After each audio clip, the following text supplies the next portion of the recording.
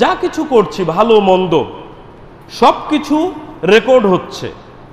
আর এই রেকর্ডকৃত প্রতিটি কর্মই আমাদের সামনে কিয়ামতের দিন উপস্থিত করা হবে।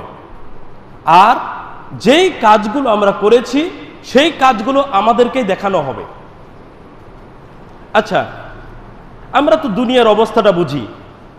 আসামি অস্বীকার করে না, আমি কাজ করিনি, কিন্তু একটা সিসিটিভি ফুটেজ যদি তার সামনেই প্রমাণ হিসাবে দেখানো হয় যে তুমি তো বললে কাজটা তুমি করনি, তাহলে এই সিসিটিভি ফুটেজের এই লোকটাকে আর কোনো জায়গা থাকে কথা বলার?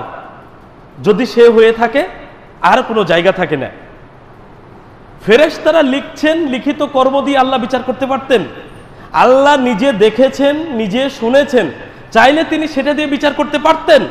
আল্লাহ সুবহানাহু ওয়া তাআলা তার কৃতকর্মের হিসাব এবং প্রমাণ করার জন্য আল্লাহ সুবহানাহু ওয়া তাআলা আরেকটি মাধ্যম রাখলেন, সেটা হলো তার কৃতকর্ম তাকে আল্লাহ দেখাবেন, তার সামনে উপস্থিত করে দেখাবেন।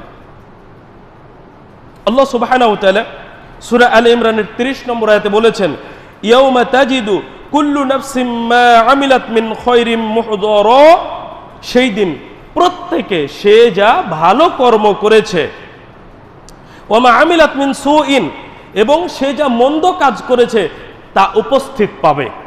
অর্থাৎ আমরা যে ভালো অথবা মন্দ কর্ম করেছি সেগুলো আমরা কিয়ামতের দিন সামনাসামনি উপস্থিত পাব। আর এই উপস্থিত কর্মগুলোকে আল্লাহ সুবহানাহু ওয়া তাআলা আমাদেরকে দেখাবেন। সূরা জিলজালের 6 থেকে 8 নম্বর আয়াতে বলেছেন,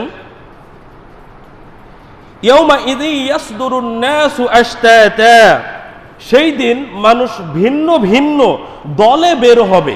কেন? লিইউরাউ আমালাহুম, যাতে তাদেরকে তাদের কৃতকর্ম দেখানো যায়।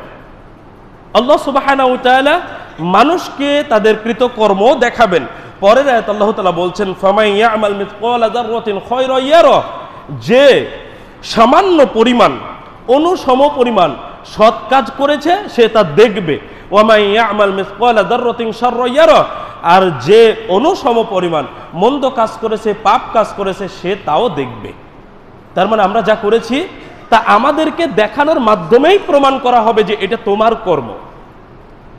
সম্মানিত উপস্থিতি, তাহলে আমাদের কৃতকর্ম হিসাব নিকাশ এবং তা প্রমাণের একটি গুরুত্বপূর্ণ মাধ্যম হলো রেকর্ডকৃত কৃতকর্ম আমাদেরকে দেখানো হবে এবং এর মাধ্যমেই আমাদের বিচার ফায়সালা করা হবে।